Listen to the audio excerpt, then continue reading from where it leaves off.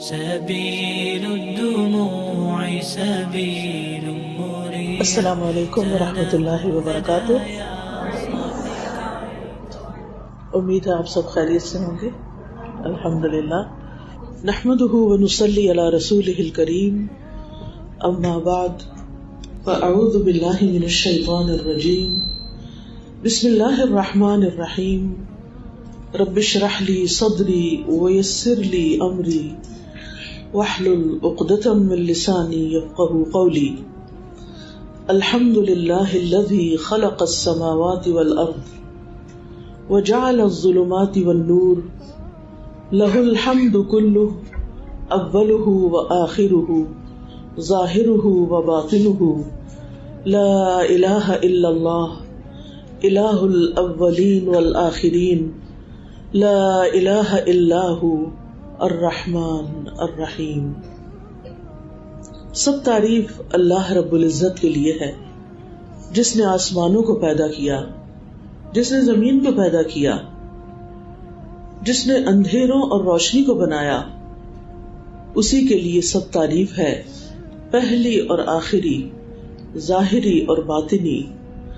اللہ کے سوا کوئی معبود برحق نہیں. وہ پہلوں کا معبود ہے، وہ پچھلوں کا معبود ہے. اس کے سوا کوئی حقیقی معبود نہیں. وہ نہایت مہربان اور بہت زیادہ رحم فرمانے والا ہے.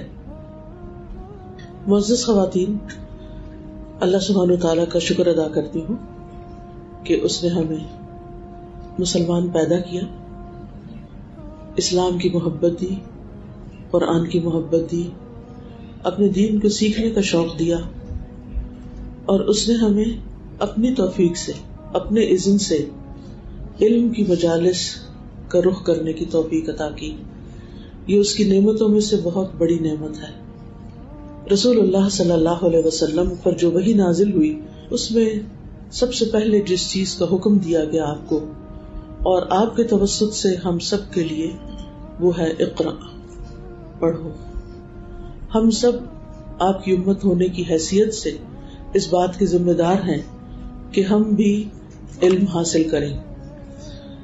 دنیا کے علوم تو الحمدللہ بہت سے لوگ ان میں ایک دوسرے سے کمپیٹ کر رہے ہیں، اپنی جان، مال، تن، دھن سب کچھ اس میں لگائے ہوئے ہیں. لیکن صرف اقرا نہیں، اقرا بسم ربک الذی خلق، پڑھو اپنے رب کے نام سے جس نے پیدا کیا. حقیقی علم وہی ہے جو انسان کو رب کا تعارف کراتا ہے، رب کی پہچان کرواتا ہے، انسان کو اس کی اپنی پہچان کرواتا ہے. انسان کہاں سے آیا ہے، اسے کہاں جانا ہے، اور اس درمیانی وقفے میں جو اس زمین پر ہے اسے کیا کرنا ہے.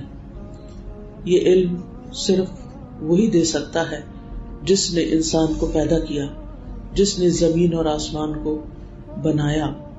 یہی وجہ ہے کہ اول دور سے ہی مسلمانوں کے اندر علم حاصل کرنے کا ایک خاص شوق رہا، کیونکہ اللہ سبحانہ وتعالیٰ نے علم والوں کو بلند درجہ دیا ہے. یرفع اللہ الذین آمنوا منکم والذین اوتوا العلم درجات. اللہ ان لوگوں کو درجوں میں بلند کرے گا جو تم میں سے ایمان لائے، اور جنہیں علم دیا گیا ان کے درجات اور بھی بلند ہیں. والذین اوتوا العلم درجات. نبوت کے بعد جو سب سے بڑا درجہ ہے امت کے اندر، وہ علماء کا ہے. فضیل بن عیاض کہتے ہیں، اس دنیا میں نبوت سے بڑھ کر افضل چیز کسی کو نہیں دی گئی، کیونکہ کوئی شخص اپنی محنت یا کوشش یا کسی خاص ڈگری کے حاصل کرنے سے نبی نہیں بن سکتا. وہ جس کو اللہ بنائے وہی نبی ہوتا ہے، اور باقی دعویٰ کرنے والے سب جھوٹے ہوتے ہیں. اور وہ کہتے ہیں کہ نبوت کے بعد سب سے افضل چیز علم اور فقہ ہے، یعنی دین کی انڈرسٹینڈنگ ہے، دین کی سمجھ بوجھ ہے. علم کی مجالس انبیاء کی مجالس ہیں.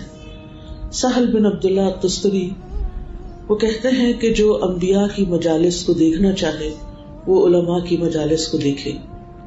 یعنی انبیاء کے پاس لوگ کس کام کے لیے جاتے تھے؟ کچھ سیکھنے کے لیے، علم حاصل کرنے کے لیے، اپنے رب کی پہچان کے لیے، اپنے رب کے احکامات کو جاننے کے لیے. تو یہ سلسلہ پھر انبیاء پر ختم نہیں ہو گیا، بلکہ ہر دور میں ایسے لوگ موجود رہے، اللہ تعالیٰ نے پیدا کیے کہ جو لوگوں کو اللہ کی طرف بلاتے رہے، اللہ کی باتیں سکھاتے رہے. اور اللہ تعالیٰ کا بہت بڑا احسان ہے کہ اللہ سبحانہ وتعالیٰ نے ہمیں بھی ان لوگوں میں شامل کیا کہ جو علم کے لیے شوق رکھتے ہیں اور علم کے لیے اپنا وقت نکالتے ہیں. امام شافعی کہتے ہیں علم حاصل کرنا نفل نماز سے افضل ہے. فرائض کے بعد علم حاصل کرنے سے افضل کوئی چیز نہیں، کیونکہ طلب العلم فریضۃ، اور فرض نماز کے بعد نفل سے افضل کیوں ہے؟ کیونکہ یہ فریضہ ہے اور وہ نفل ہے. اس کا یہ مطلب نہیں کہ ہم نفل پڑھنے چھوڑ دیں یا نوافل کی کوئی اہمیت نہیں، وہ اپنی جگہ اہم ہے.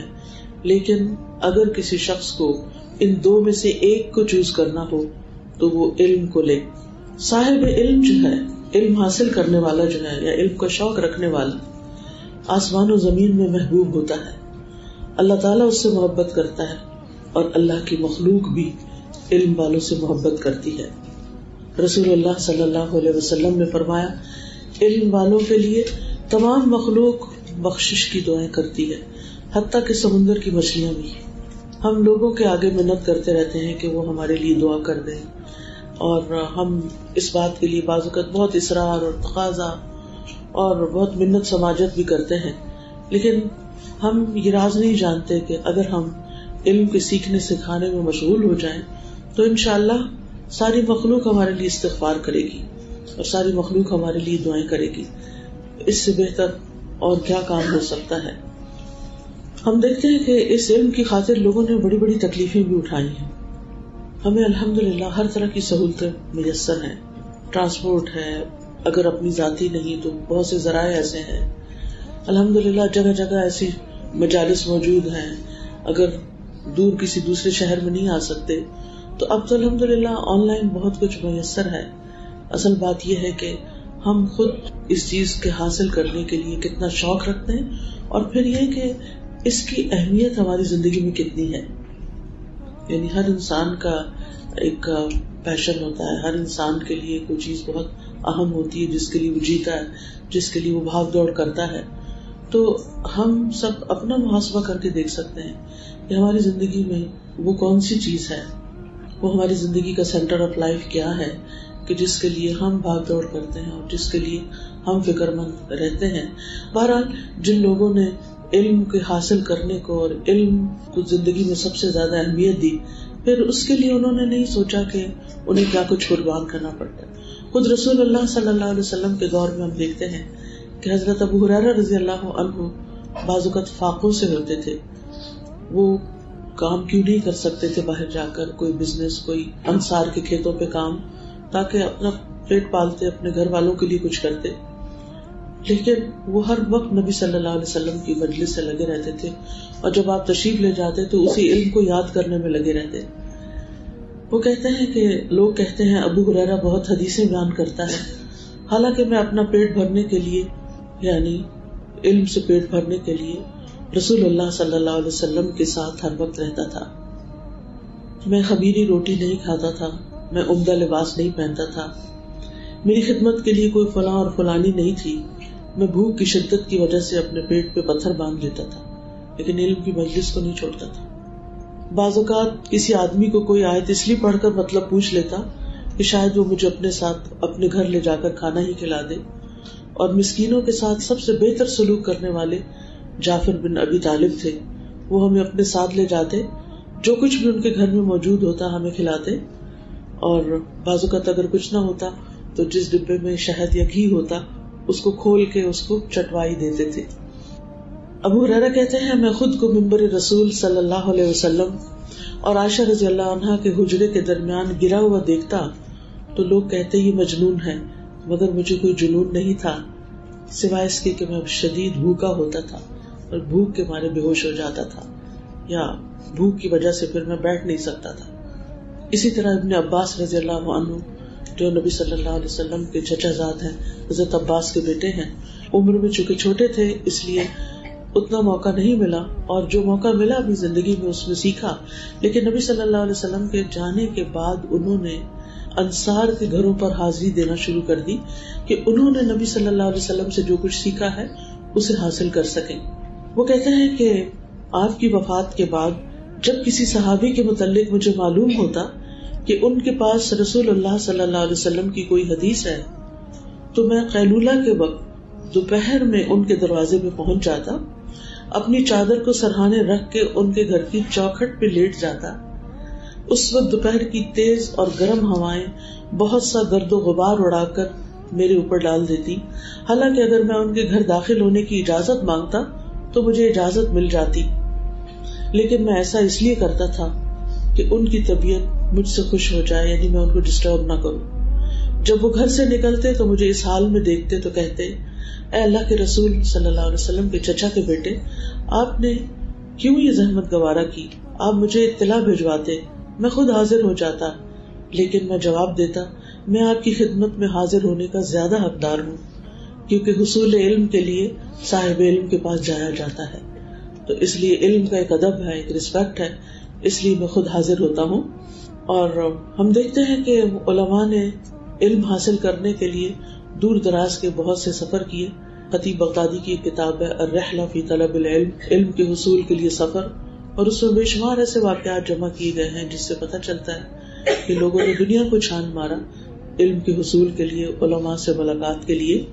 ابو قلابہ کہتے ہیں، میں مدینہ منورہ میں 3 دن تک قیام پذیر رہا.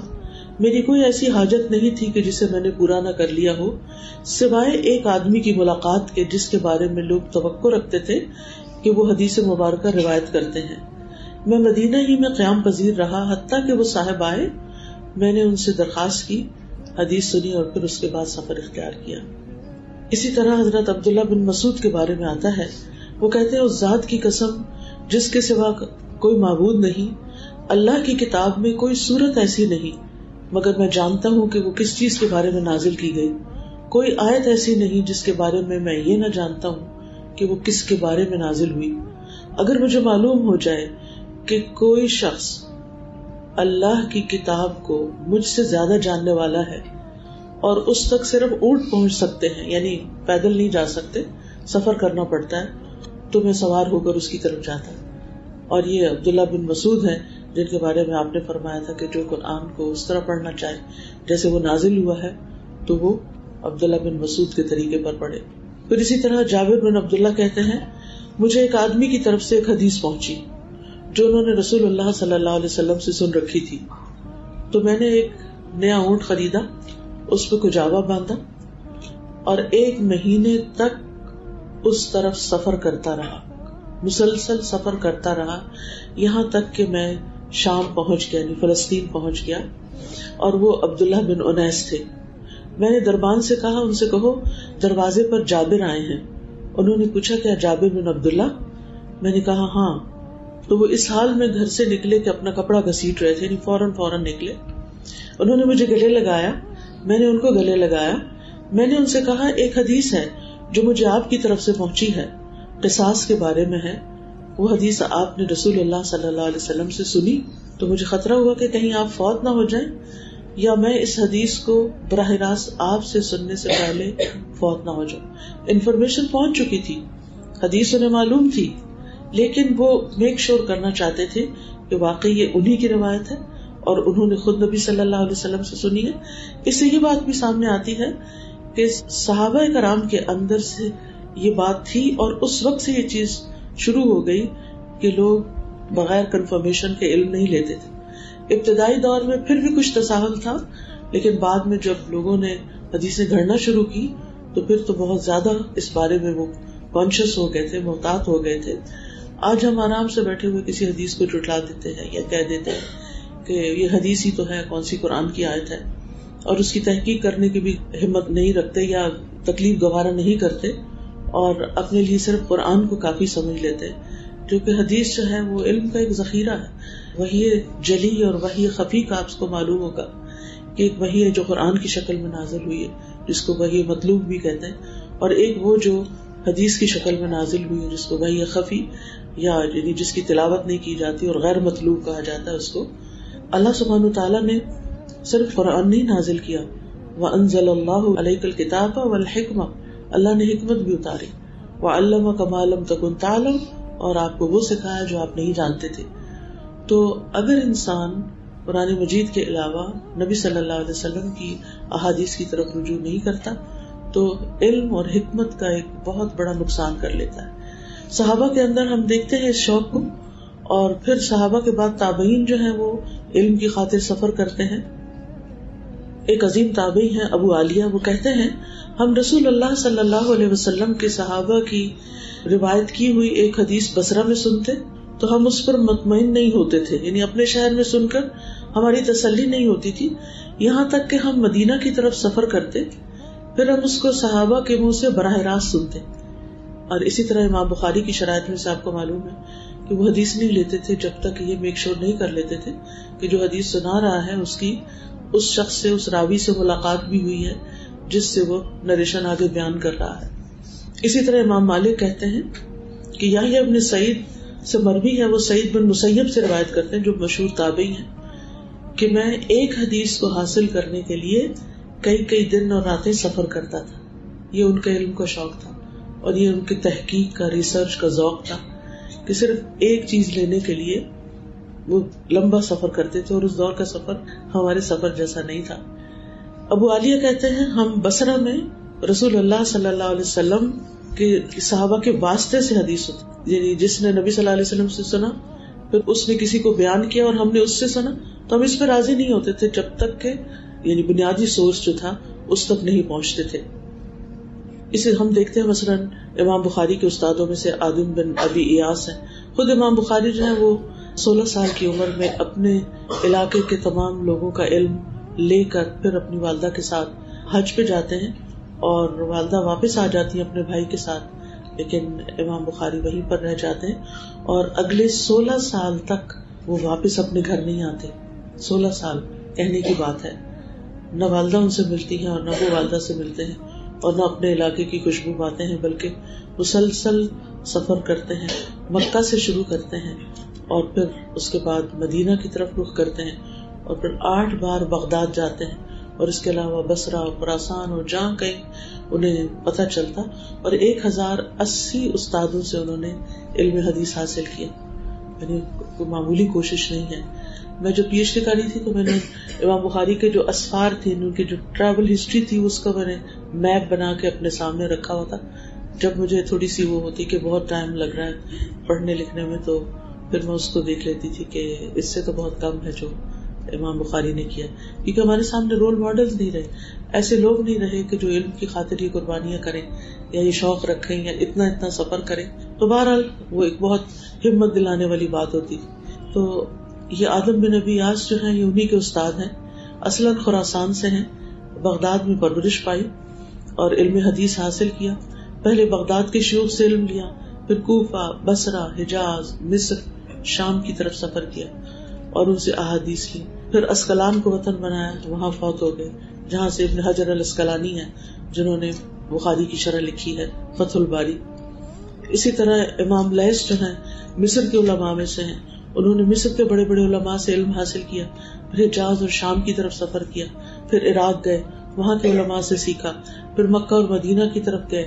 یعنی مسلسل علماء سفر میں رہتے تھے تاکہ براہ راست ان لوگوں سے حدیث سنیں جن کے اور نبی صلی اللہ علیہ وسلم کے بیچ میں واسطے کم ہیں، یعنی جنہوں نے نبی صلی اللہ علیہ وسلم سے سنا اور بہت تھوڑے. مثال کے طور پر آپ دیکھیں کہ امام مالک کی جو سند نافع اور ابن عمر سے ہے، اس کو گولڈن چین کہا جاتا ہے. مالک اور نافع عن ابن عمر عن النبی صلی اللہ علیہ وسلم، کہ امام مالک جو ہے وہ نافع سے علم حاصل کرتے ہیں، حدیث لیتے ہیں، اور نافع جو ہے وہ براہ راست ابن عمر سے جو صحابی ہیں، کیونکہ ابن عمر بھی ان لوگوں میں سے ہیں جنہوں نے طویل عرصے تک علم دیا لوگوں کو، اور ان کی عمر صرف 22 سال تھی جب نبی صلی اللہ علیہ وسلم فوت ہوئے اور 82 سال کے تھے جب وہ فوت ہوئے. تو another 60 years after the death of the Prophet صلی اللہ علیہ وسلم وہ لوگوں کو علم سکھاتے رہے. تو انہی کے شاگردوں میں سے نافع تھے جن کو انہوں نے علم سکھانے کے لیے بیڑیاں ڈال دی تھی کہ تم کہیں جا نہیں سکتے، یعنی ایک طرح سے قید کر لیا تھا کیونکہ انہوں نے ان میں ذہانت دیکھی تھی. تو بہرحال اس طرح امام مالک پھر آگے وہ احادیث بیان کیا کرتے تھے. پھر اسی طرح امام بقی ابن مخلد امام احمد کے پاس علم حاصل کرنے کے لیے اندلس سے بغداد پیدل آئے، یعنی یورپ سے ایشیا کی طرف پیدل سفر انہوں نے کیا. آپ سوچ رہے ہوں کہ پیدل کیوں کیا؟ کیونکہ بعض اوقات ان طالب علموں کے پاس اتنے پیسے نہیں ہوتے تھے کہ وہ سواری لے سکیں. اور پھر اسی طرح امام مالک جو ہیں، ان کی والدہ نے ان کو بچپن میں ہی قرآن حفظ کروایا، اور جب حدیث کا علم حاصل کرنے کے لیے نکلے تو والدہ نے بہترین لباس پہنایا، سر پہ پگڑی باندھی اور کہا جاؤ اب علم حاصل کرو. امام مالک کہتے ہیں کہ میں ایک لڑکے کے ساتھ نافع کے پاس جاتا، اور وہ 9 عمر لڑکے تھے، یعنی ابھی امام مالک بہت چھوٹے تھے. تو نافع اپنی سیڑھی سے نیچے اترتے، وہ میرے ساتھ کھڑے ہو کر مجھے احادیث بیان کرتے. وہ صبح کی نماز کے بعد مسجد میں بیٹھتے تھے. اس وقت ان کے پاس کوئی نہیں جاتا تھا، لیکن یہ اتنے کم عمر میں بھی اس وقت ان کے پاس پہنچ کر علم حاصل کر لیتے. سفیان ابن عیینہ نے حدیث کا علم حاصل کیا جبکہ ان کی عمر صرف 12 سال تھی اور یہ غلام تھے. کوفہ میں انہوں نے بڑے بڑے علماء سے ملاقات کی تھی اور ان سے بہت سا علم حاصل کیا. 15 سال کی عمر کو پہنچے تو ان کے والد نے ان سے کہا، اے سفیان، تم سے بچپن کے احکام ختم ہو گئے ہیں، یعنی اب تم بالغ ہو گئے ہو، تم خیر کی حفاظت کرو تو خیر والوں میں سے ہو جاؤ گے. چنانچہ یہ پھر حجاز کی طرف چلے گئے اور امام زہری سے علم حاصل کیا. پھر اسی طرح کچھ لوگوں نے علم کی خاطر اپنا سامان بھی بیچ ڈالا. ابو جعفر احمد القصری جو تھے، ان کے بارے میں آتا ہے کہ کبھی وہ اپنے کچھ کپڑے بیچ ڈالتے تھے اور ان سے کتابیں خرید لیتے، اور کبھی وہ اس سے کاغذ خریدتے تاکہ اس کے اوپر کچھ لکھ سکیں. ہشام بن عمار کہتے ہیں، میرے والد نے اپنا ایک گھر 20 دینار میں بیچ دیا اور مجھے طلب علم اور حج کے سامان کے لیے زاد راہ دیا. یعنی اس زمانے میں لوگ حج صرف برائے حج نہیں کرتے تھے، بلکہ حج کرنے کا ایک مقصد وہاں کے علماء اور شیوخ سے ملنا بھی ہوتا تھا. پھر اسی طرح ابن عیینہ کہتے ہیں کہ میں نے شعبہ کو یہ کہتے سنا، جو کوئی علم حدیث کی طلب میں مشغول ہوتا ہے وہ مفلس ہو جاتا ہے. یعنی اس کو اپنا اتنا مال لگانا پڑتا ہے کہ پھر اس کے پاس اپنے لیے کچھ نہیں بچتا. کہتے ہیں کہ میں نے اپنی والدہ کے برتن 7 دینار میں بیچ دیے تھے تاکہ میں علم حاصل کر سکوں. امام شافعی کی کہانی تو سب کو معلوم ہی ہوگی کہ کس طرح ان کی والدہ نے، کیونکہ والد نہیں تھے، تو اپنا سامان بیچ کر امام شافعی کو پڑھنے کے لیے بھیجا تھا. اسی طرح اپنے آرام کی بھی بہت قربانی کرتے تھے. امام بخاری کے بارے میں آتا ہے کہ بہت کم کھاتے تھے اور بہت کم رات کو سوتے تھے. ان کے ساتھ ان کے شاگرد ابن ابی حاتم وہ کہتے ہیں کہ ایک رات میں نے امام بخاری کے ساتھ ایک ہی چھت کے نیچے رات گزاری، تو میں نے گنا کہ وہ رات کو 18 بار اٹھے اور ہر دفعہ اٹھتے دیا جلاتے اور اپنی کتاب پہ کچھ لکھتے، کچھ تعلیق وغیرہ لکھتے، اور اس کے بعد چراغ بجھا دیتے، پھر سو جاتے، پھر اٹھتے، پھر لکھتے. اور اس طرح جب میں نے گنا تو وہ رات میں 18 بار اٹھے تھے.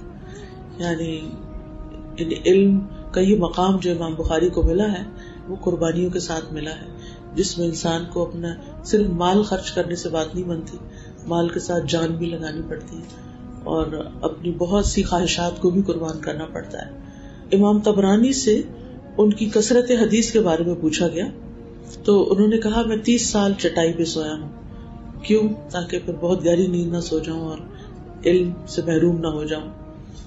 عیسیٰ بن موسیٰ کہتے ہیں، مجھ پر 30 سال اس طرح گزرے ہیں کہ میرا دل کرتا رہا کہ میں عام لوگوں کے ساتھ بازار میں ہریسہ کھاؤں، مگر میں اس پر قدرت نہ رکھ سکا کیونکہ مجھے سماع حدیث کے لیے صبح جلدی نکلنا ہوتا تھا. دکانیں دیر سے کھلتی تھیں اور اس سے پہلے ہی نکل چکے ہوتے تھے. اور آج بھی آپ دیکھیں کہ جن کو علم حاصل کرنا ہوتا ہے اور علم میں سنجیدہ ہوتے ہیں، ان کے پاس بازار میں جا کے ریسٹورینٹ میں کھانے کا وقت نہیں ہوتا، کیونکہ پہلے انسان جاتا ہے، پھر وہ آرڈر ہوتا ہے، پھر وہ ایک چیز آتی ہے، پھر وہ دوسری. وہ کھانا جو انسان 10-15 منٹ میں ختم کر سکتا ہے، اس کے لیے بہت سا وقت چلا جاتا ہے. اگر اتنی دیر ہمیں کسی کلاس میں بیٹھنا ہو تو ہم گھڑی دیکھنا شروع ہو جاتے ہیں کہ کب جائیں گے. تو علم بھی ایک رزق ہے، یہ بھی ایک غذا ہے جو انسان حاصل کرتا ہے، اور کھانا بھی، لیکن ڈپینڈ کرتا ہے کہ ہماری ریفرنس کیا ہے اور پرائرٹیز کیا ہے. امام نووی کہتے ہیں، آپ کو پتہ نہیں امام نووی صرف 45 سال کی عمر میں فوت ہو گئے تھے. ان کی 40 حدیث جو ہے وہ دنیا بھر میں مشہور ہے. کوئی مدرسہ ایسا نہیں جس میں، یعنی ٹریڈیشنل مدرسے جو ہیں جس میں ان کی 40 نووی نہ پڑھائی جاتی ہو. بے شمار شروحات اس کی لکھی گئی، اور اس کے بعد جو مشہور ترین کتاب ہے ان کی وہ ریاض الصالحین بہترین کتاب ہے. اور اسی طرح صحیح مسلم کی شرح ہے، اور فقہ میں بھی بہت ساری کتابیں ہیں. اور اتنی کم عمر میں فوت بھی ہو گئے. اور کہتے ہیں کہ میں دن اور رات میں ایک دفعہ عشاء کے بعد کھانا کھاتا اور سحری کے وقت ایک دفعہ ہی پانی پیتا اور باقی تمام وقت علم میں مشغولیت اختیار کرتا. اور پھر سسٹم بھی اسی کے مطابق سیٹ ہو جاتا ہے جس طرح آپ اپنے آپ کو روٹین میں لے آتے ہیں. اسی طرح عبید بن جیش کہتے ہیں 30 سال ہو گئے میں نے رات کا کھانا اپنے ہاتھ سے نہیں کھایا, میری بہن میرے منہ میں لقمے دیتی اور میں حدیث رسول کی کتابت میں مشغول رہتی. آج تو الحمدللہ ہمارے پاس سب کمپیوٹرز ہیں, اور اس سے پہلے فوٹو کاپیز اور پھر لکھنے والے پرنٹرز, اور ایک دفعہ آپ کچھ لکھ دیں اور وہ اس کی ہزاروں کاپیاں, اور اب تو ایک کلک پہ ایک کمیونٹی کے 5000 لوگوں کو آپ اپنا میسج کنوے کر سکتے ہیں. تو اس سے آگے دیکھیے اور کیا ہوتا ہے. اب تو وہ مشکلات ہی نہیں رہی, اور اس زمانے میں ہر کتاب اپنے ہاتھ سے لکھنی پڑتی, یعنی آپ جا کے بازار سے کتابیں اس طرح نہیں خرید سکتے تھے ابتدائی دور میں, بلکہ آپ کو نقل کرنی پڑتی تھی اصل سے. پھر اسی طرح بعض اوقات لباس کی قربانی.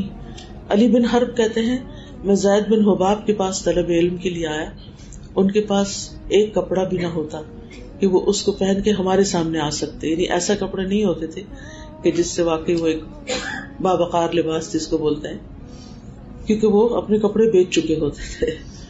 تو وہ کہتے ہیں کہ ہمارے اور اپنے درمیان گھر کے دروازے کو آڑ بناتے تھے, دروازے کے پیچھے جھانکتے اور اس کے پیچھے سے ہمیں حدیث سنا دیتے تھے. عمر بن حفص کہتے ہیں ہم نے ایک مرتبہ امام بخاری کو گم پایا, مل نہیں رہے تھے جن دنوں وہ بصرہ میں حدیث کی کتابت کر رہے تھے. ہم نے انہیں ڈھونڈا, ہم نے ان کو اپنے گھر میں اس حال میں پایا کہ وہ بے لباس تھے, ان کے پاس جو کچھ تھا ختم ہو چکا تھا, کچھ بھی باقی نہیں تھا. ہم نے کچھ جمع کیا اور ان کے لیے کپڑے خریدے تو وہ ہمارے ساتھ باہر نکلے.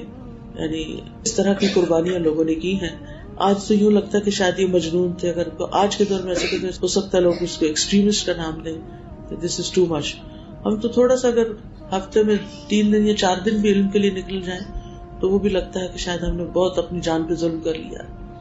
اور امام ابو احمد نصر بن احمد الیاز فقیہ ہیں سمرقند کے, وہ کہتے ہیں یہ علم وہی پا سکتا ہے جس کا کاروبار تباہ ہو جاتا ہے, اس کا باغ اجڑ جاتا ہے, اس کے دوست اس کو چھوڑ دیتے ہیں, اس کے قریبی گھر والے وفات پا جاتے ہیں اور وہ ان کے جنازے پہ حاضر بھی نہیں ہو پاتا.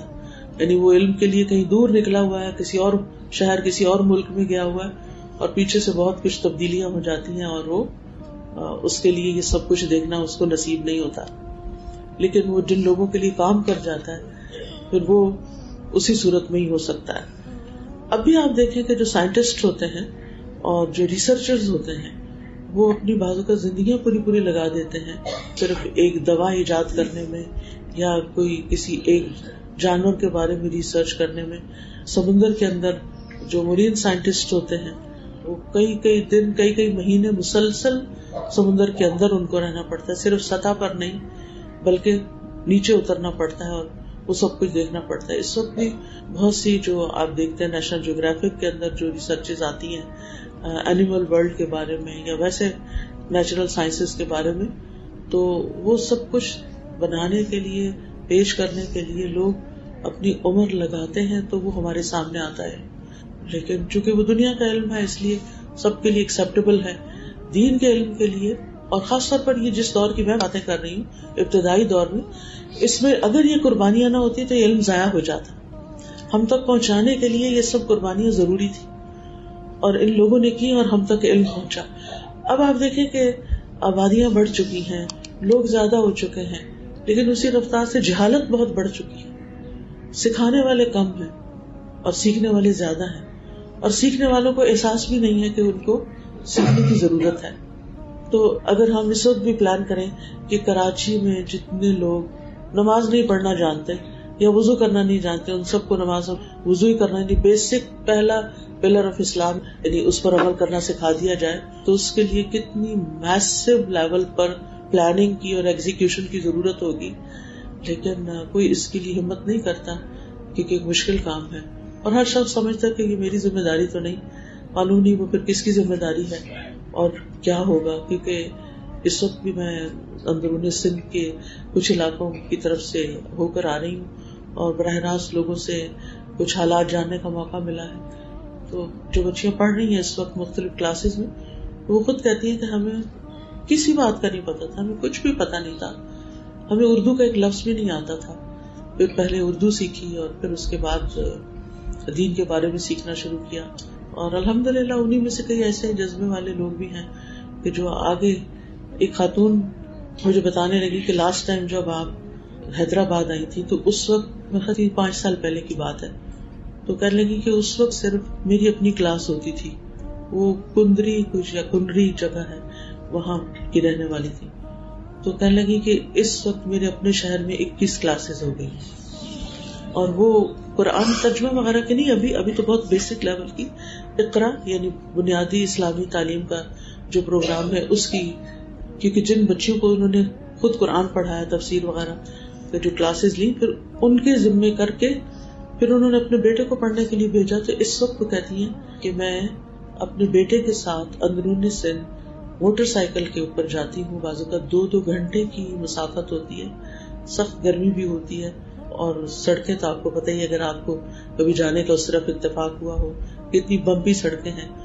تو اس پر وہ کہہ رہی تھی کہ انڈیا کے بارڈرز تک ہم پہنچے ہیں، اور ایک چھاچھرا علاقہ پتہ نہیں بتا رہی تھی، اور ایک کانڈیو یا نام ہے میں رجسٹر بھی نہیں کر پائی. تو کہنے لگے کہ ہم جاتے ہیں اور پھر لوگوں کو بتاتے ہیں اور پھر لوگوں کو تیار کرتے ہیں، پھر وہ جو سیکھنے کے لیے تیار ہوتا ہے اس کو ریسورسز دے کر آتے ہیں. تو الحمدللہ ایسے مجنون کہیں نہ کہیں پائے جاتے ہیں جو کچھ نہ کچھ کرتے رہتے. میرا یہاں پر آپ کے سامنے اس کے شیئر کرنے کا مقصد یہ ہے کہ اگر ہم بھی صرف اپنے آس پاس ہی کی خبر لے لیں اور کچھ لوگوں کے ساتھ بھلائی کر سکیں تو اللہ سبحانہ و تعالیٰ ہمارا بھلا کر دے اور ہمارے لیے آسانیاں کر دے. تو بہرحال اسی طرح محمد بن ابو بکر الخیاط آپ نے نام سنا ہوگا، یہ نحو کے امام ہیں. وہ اپنے تمام اوقات میں علم حاصل کرتے، حتیٰ کہ راستوں پر بھی کبھی بھی کسی کھائی میں گر جاتے، کبھی کسی جانور سے ٹکرا جاتے. آج کل یہ سین ویسے بہت دیکھنے کو آتا ہے، یہ ہر شخص موبائل پہ لگا ہوا ہوتا ہے. کل مجھے ایک یونیورسٹی میں جانے کا اتفاق ہوا تو میں دیکھ رہی تھی کہ جب بچے نکل رہے ہیں کلاسز سے اور وہ اپنے اپنے موبائل پر ہیں، انہیں نہیں پتا آگے کون جا رہا ہے، دائیں کون ہے بائیں کون. پھر اسی طرح یحییٰ ابن سعید القطان طلب حدیث کا ذکر کرتے ہوئے کہتے ہیں کہ میں صبح سے پہلے گھر سے نکلتا اور رات گئے گھر لوٹتا، یہ سارا دن مختلف جگہوں سے علم حاصل کرتے کرتے گزرتا. ابن الجوزی کہتے ہیں میرا پیٹ مطالعہ کتب سے کبھی نہیں بھرا، اگر میں کوئی ایسی کتاب دیکھ لیتا جو اس سے پہلے نہیں دیکھی ہوتی تھی تو گویا کہ میں ایک خزانے پر گر پڑتا اور کہا کرتا تھا کہ میں نے 20,000 سے بھی زیادہ مجلد کتابوں میں جھانکا ہے اور مزید کی طلب ہے. ابو ہلال عسکری لغوی ہیں اور ان کے بارے میں کہتے ہیں کہ وہ اس کتاب کو نہیں چھوڑتے تھے جو وہ پڑھ رہے ہوتے تھے. جب کوئی شخص انہیں کھانے کی دعوت پر بلاتا تو اس شرط پہ جاتے کہ وہ ان کو اتنی جگہ دے گا کہ وہ اس پر کتاب رکھ لے اور ٹیک لگا کر پڑھ سکیں، یعنی جو وقت بیچ میں ملے گا اس میں مجھے مطالعہ بھی کرنا ہے. اکرمہ کہتے ہیں کہ قرآن و سنت کی تعلیم سکھانے کے لیے ابن عباس میرے پاؤں میں بیڑیاں ڈال کے باندھ دیتے تاکہ میں ادھر ادھر نہ جا سکوں. امام زہری کہتے ہیں میں عروہ کے دروازے پہ حاضر ہوتا اور دروازے پہ بیٹھ جاتا، اگر داخل ہونا چاہتا تو ہو سکتا تھا لیکن ان کے احترام کے باعث ایسا نہ کرتا. پھر اسی طرح عبدالرزاق بن حمام الصنعانی کہتے ہیں میں نے معمر کی علمی مجلس کو 8 سے 9 سال تک لازم کیا. اور اسی طرح اکرمہ جو تھے یہ عبداللہ بن عباس کے غلام بھی تھے، انہی کے زیر پرورش رہے. اور اکثر آپ پڑھتے ہیں نا تفسیر کی کتابوں میں اکرمہ کا قول یہ ہے، تو یہ اصل میں ابن عباس ہی سے انہوں نے سب کچھ سیکھا تھا. اور ابن عباس تو خود تفسیر کے بہت بڑے عالم تھے، حبر الامہ انہیں کہا جاتا ہے. انہوں نے اپنا سارا علم اکرمہ کو منتقل کیا تھا، حتیٰ کہ ان کو بھی یہی لقب دیا گیا. ابن عباس کے شاگردوں میں کوئی بھی ان کا ہم پلہ نہ تھا سوائے اکرمہ کے. اور پھر اسی طرح ہم دیکھتے ہیں کہ نابینا لوگوں نے بھی بہت علم حاصل کیا. اعمش جو ہیں یہ صغار تابعین میں سے ہیں اور ان کی بینائی بہت کمزور تھی، جس کو اردو میں چنتا کہتے ہیں نا، تو یہ چندے تھے، ان کی کمزور تھی نگاہ اور غلام بھی تھے اور بہت غریب بھی تھے، لیکن اس کے باوجود علم حاصل کرنے میں کسر نہیں چھوڑی. اور ان کو اپنے دور میں عبداللہ بن مسعود کے بعد حدیث کا سب سے بڑا عالم مانا جاتا ہے. اور آخر وقت تک اعمش جو تھے وہ قرآن کا مستقل درس دیتے تھے. بڑھاپے کی عمر کچھ چھوڑ دیا تھا، اور پھر بھی شعبان کے مہینے میں ضرور لوگوں کو قرآن سناتے تھے. لوگ ان کے سامنے اپنا قرآن لاتے، پیش کرتے، تصحیح کراتے، علم قرات سیکھتے. ابو عبد الرحمن السلمی جو ہیں، انہوں نے زید بن ثابت کے سامنے 13 دفعہ قرآن پڑھا تھا، یعنی سنایا تھا، کیونکہ اس زمانے میں سنا کر، آج بھی یہ طریقہ اپنی غلطیوں کی اصلاح کی جاتی تھی. تو اللہ سبحانہ و تعالیٰ سے دعا ہے کہ اللہ تعالیٰ ہمیں بھی کچھ کرنے کی توفیق عطا فرمائے، اور ہمارے اندر علم کا شوق ہر شوق سے بڑھا دے، اور پھر علم سیکھیں بھی تو اللہ کی خاطر اور عمل کی نیت سے سیکھیں. اللہ سبحانہ و تعالیٰ آپ سب کو بہترین جزائے خیر دے، اور آپ کے علم، وقت اور کوشش اور آپ کے سکھانے والوں کی زندگی، صحت اور ہر چیز میں، اولاد میں اور اعمال میں برکت ڈالے. جزاکم اللہ خیرا، بارک اللہ فیکم. السلام علیکم ورحمۃ اللہ وبرکاتہ. سبيل الدموع سبيل مريح تنهدى يا